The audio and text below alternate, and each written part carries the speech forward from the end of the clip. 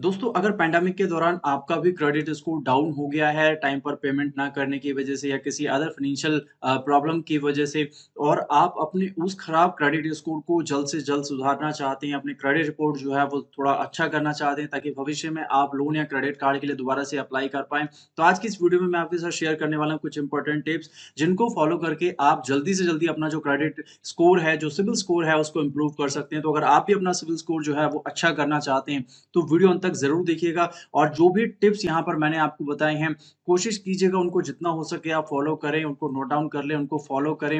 Regular basis पर अगर आप इन टिप्स को फ़ॉलो करते हैं, तो यहाँ पर विदिन अ क्वार्टर यानी कि 90 डेज़ में ही आप अपना जो सिविल स्कोर है, उसमें एक अच्छी खासी इम्प्रूवमेंट देख सकते हैं। जय हिंद दोस्तों, मेरा नाम है जितेंद्र, आप सभी लोगों का एक बार फिर से स्वागत है आपके अपने यूट्यूब चैनल फाइनेंस गुरुजी पर। अगर आप हमारे चैनल पर पहली बार आए हैं और अभी तक चैनल से नहीं जुड़े हैं, तो चैनल को सपोर्ट करने के लिए नीचे दिए गए रेड आइकन को क्लिक करके सब्सक्राइब कीजिए फाइनेंस गुरुजी और आने वाले वीडियोस की नोटिफिकेशन सबसे पहले पाने के लिए बेल आइकन को प्रेस करना बिल्कुल मिस मत कीजिएगा। अपने इस चैनल पर हम पर्सनल फाइनेंस से जुड़े अलग-अलग प्रोडक्ट की इन्फॉर्मेशन वीडियो शेयर करते रहते हैं। दोस्तों, नंबर 5 पर जो टिप है वो है आपका यूटिलाइजेशन। जी हाँ, आपको अपने यूटिलाइजेशन का ध्यान रखना है। इसके बारे में मैं अपने कई सारे वीडियोस और लाइव के दौरान आप सभी लोगों को जो है शेयर कर चुका हूँ। आप लोग जो भी क्रेडिट कार्ड इस्तेमाल करते हैं, क्रेडिट कार्ड में जो भी स्पेंडिंग्स आपकी होती हैं, यानी जितने का आपका बिल बनता है उसको जनरल लैंग्वेज में जो है यूटिलाइजेशन कहा जाता है, क्रेडिट यूटिलाइजेशन।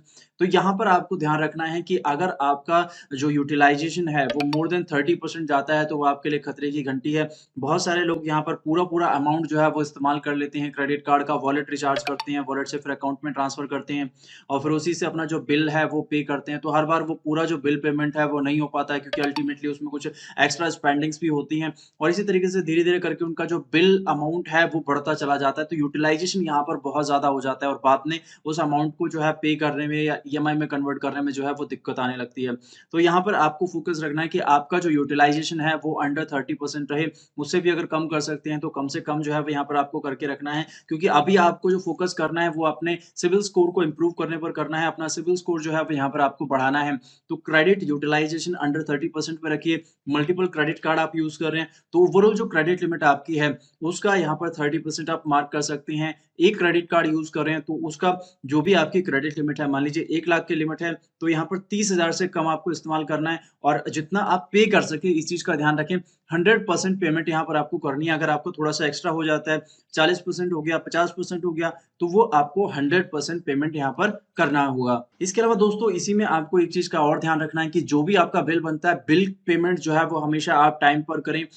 कई सारे लोग जो है वो यहाँ पर थर्ड पार्टी पेमेंट्स ऐप जो है उसका इस्तेमाल करते हैं पेमेंट करने के लिए, तो उसमें कई बार जो है वो दिक्कत हो जाती है, 2 दिन का समय वहाँ पर लग जाता है और बीच में अगर कोई हॉलिडे आ गया है, तो वहाँ पर भी इश्यू हो सकता है। तो इसलिए कोशिश करें कि अपना जो बिल पेमेंट है वो आप टाइम से कर दें। 2-3 दिन पहले अगर आप कर देते हैं ड्यू डेट से तो वो एक अच्छी बात है। बिल जनरेट होता है, उसके 2-3 दिन बाद आप कर सकते हैं, तो अपनी तरफ से अपफ्रंट जाकर वो जो पेमेंट है वो आप कर दीजिए।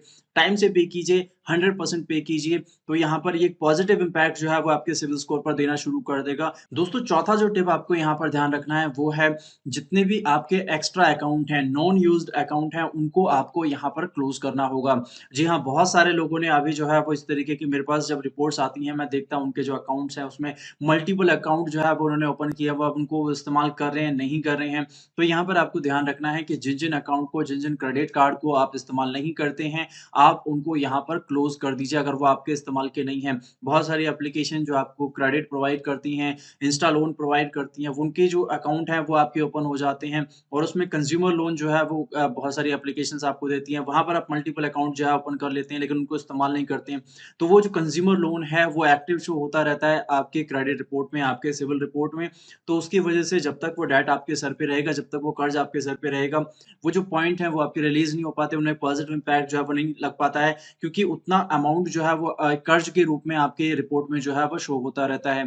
तो यहाँ पर जो भी आपके एक्स्ट्रा अकाउंट हैं जिनको आप इस्तेमाल नहीं कर रहे हैं, चाहे वो लोन के अकाउंट हों, कंज़्यूमर लोन के जैसा मैंने बताया एप्लीकेशन बेस्ड हैं या फिर एक्स्ट्रा क्रेडिट कार्ड हैं, जो आप इस्तेमाल नहीं करते हैं किसी भी रीज़न से कि उसमें फ़ायदे नहीं हैं, क्रेडिट लिमिट कम है, कोई भी रीज़न है, उनको आप यहाँ पर जो है क्लोज़ कर दीजिए। प्रॉपर तरीके से आपको यहाँ पर क्लोज़ करना है, सरेंडर करना है और एक बार अपना जो क्रेडिट रिपोर्ट है, उसको भी आपको चेक करना है कि वो जो अकाउंट जो आपने क्लोज़ किए हैं, उनका जो स्टेटस है, वो क्लोज़्ड में अपडेट हुआ है या नहीं। क्योंकि जितना आपका कम एक्टिव अकाउंट जो है, वो यहाँ पर रहेगा, पेमेंट आपके टाइम पर रहेगी उस उतना ही ये आपके सिविल जो स्कोर है उसमें एक पॉजिटिव बूस्ट यहाँ पर आपको देता रहेगा। दोस्तों तीसरा जो टिप यहाँ पर है क्योंकि पैंडेमिक की वजह से हमारा जो है अब यहाँ पर थोड़ा-सा बुरा हाल हुआ है।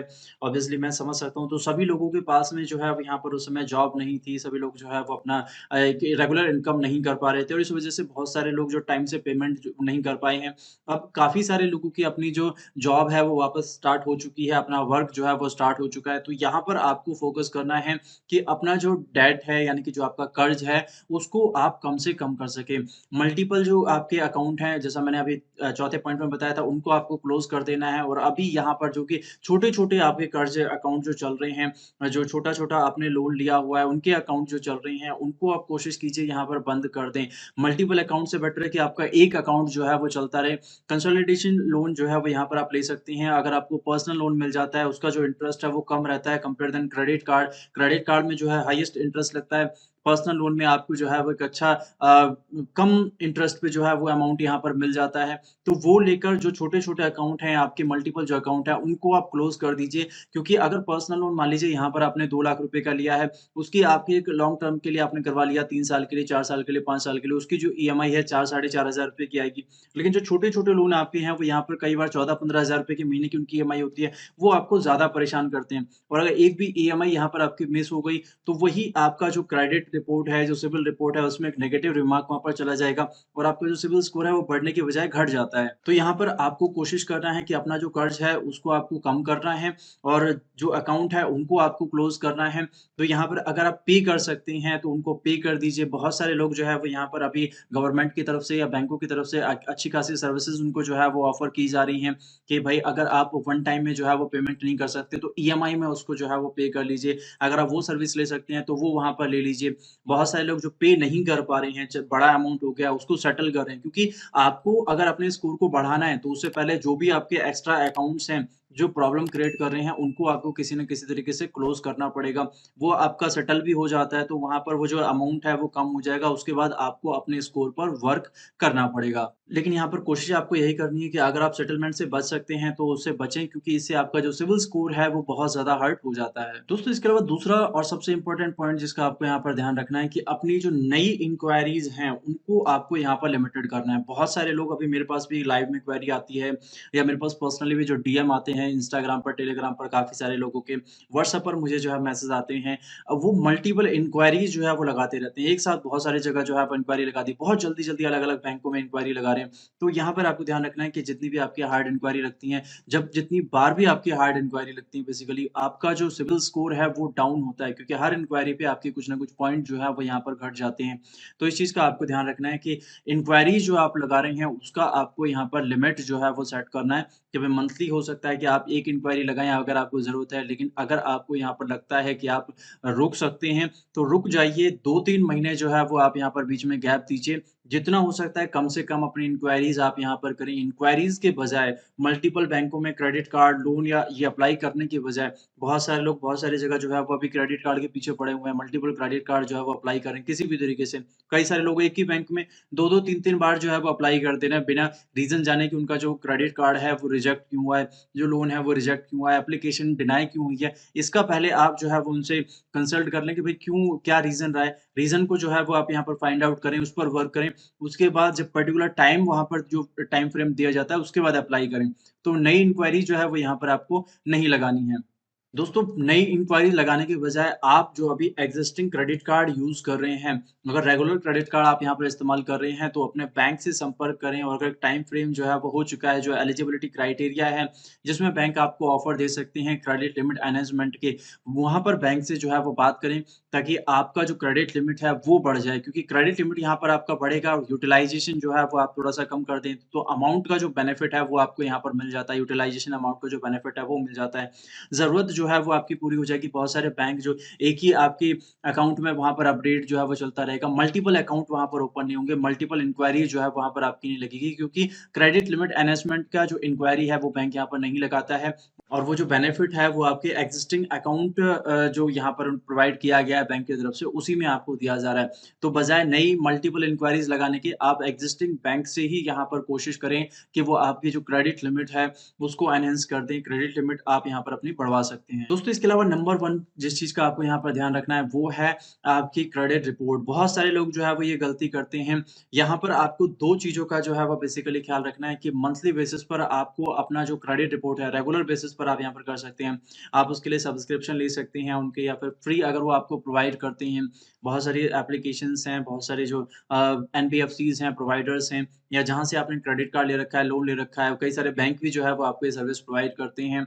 तो यहाँ पर अपना रेगुलर बेसिस पर आपको जो अपना क्रेडिट रिपोर्ट है उसको ट्रैक करना है और मंथली बेसिस बेसिस पर जो भी आपका बिल बनता है, क्रेडिट कार्ड का जो बिल बन रहा है, जो भी आपकी स्पेंडिंग्स हो रही हैं, उनको आपको ट्रैक करना है।